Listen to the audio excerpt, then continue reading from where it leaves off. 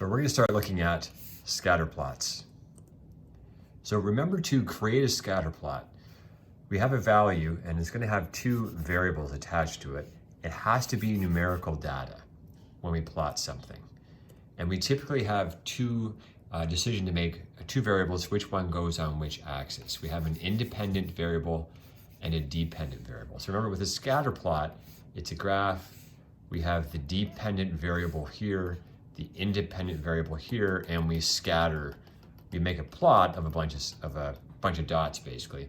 And we did a number of examples of these when we were in class, for sure. And once we had some scatter plots drawn, we talked about the relationship that we could see. And if it slopes up left to right, it's a positive relationship. And if the dots are really close to the line of best fit, we call it a strong positive correlation or relationship. If the dots are kind of spread out but sort of fit that line of best fit, we call it weak but still positive. If it slopes the other direction, it's a negative relationship. Now in this case, because the dots are so close, it's a strong negative relationship. Weak but negative. It's a moderate relationship here. And we had the example sometimes too where the dots are all over the place and we couldn't really draw a line. It wouldn't go up like this, it wouldn't go down like that, it wouldn't really go across. It is possible that we plot some values and there's no relationship as well. That could occur. The example we had with that was, I think we used like your percent in class and the number of the house of your street address, of the house where you live. And obviously, they're both numerical, but the number, the number of your address here has nothing to do with your grade in math class. So those dots would be all over the place. There would be no correlation whatsoever. When we plotted some more points, we began to draw this line of best fit, and we just did that by hand and just trying to represent the general trend.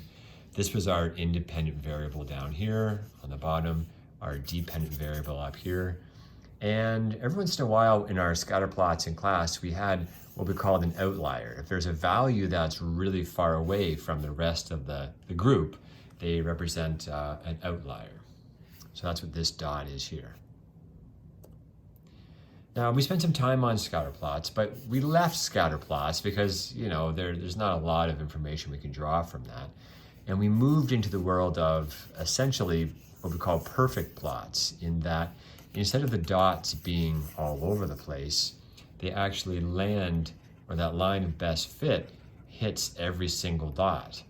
So it's not really a line of best fit.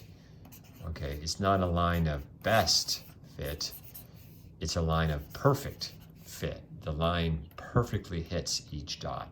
And when we're in this world here, that's where we can begin to do our mathematical modeling. That's really what our goal is and what a lot of high school math comes down to.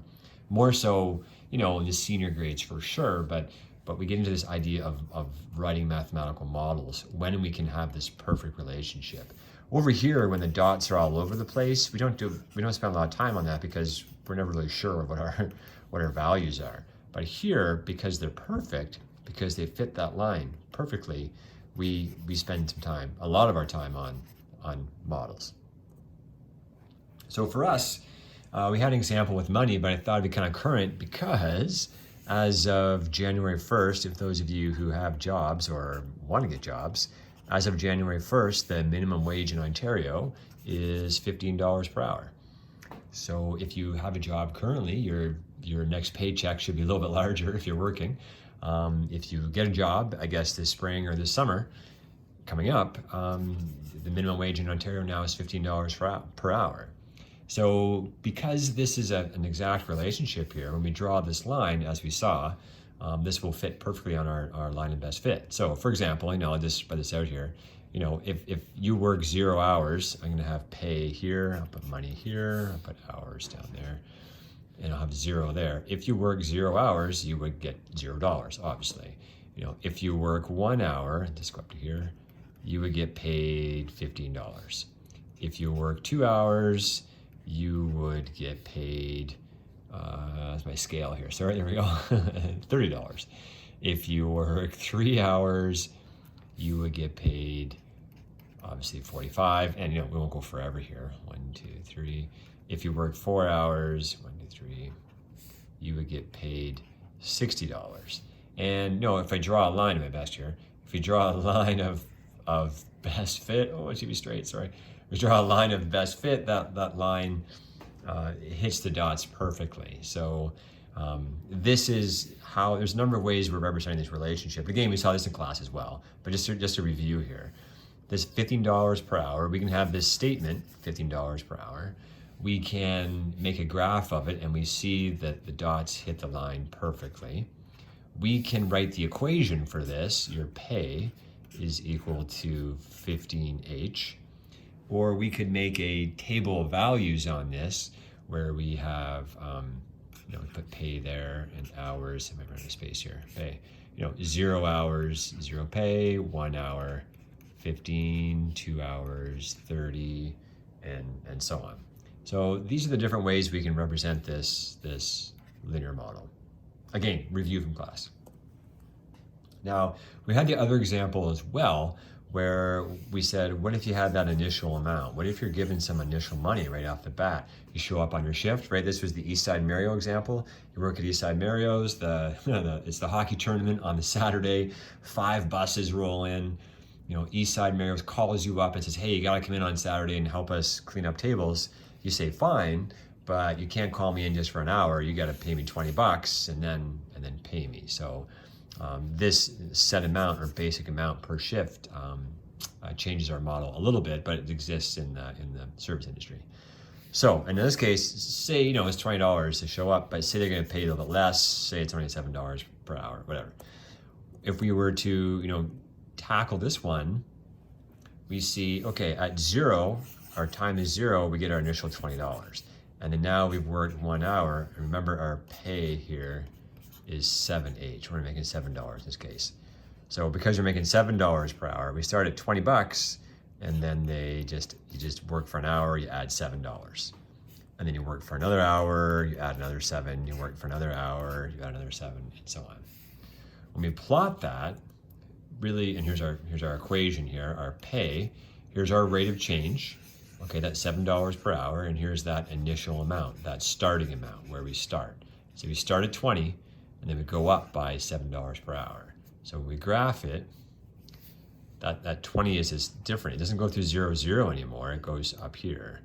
So we start at 20, and then we go up by 7 to there, and then up to 7 to there, and so on. So just a key difference there, right? Remember that, if we have something that goes through 0, 0 like that, we call that direct variation. If we have a linear model that is somewhere different, it doesn't go through 0, 0. You have some initial amount. And it doesn't have to be parallel, it could go off on any angle. That's called indirect, or we call it partial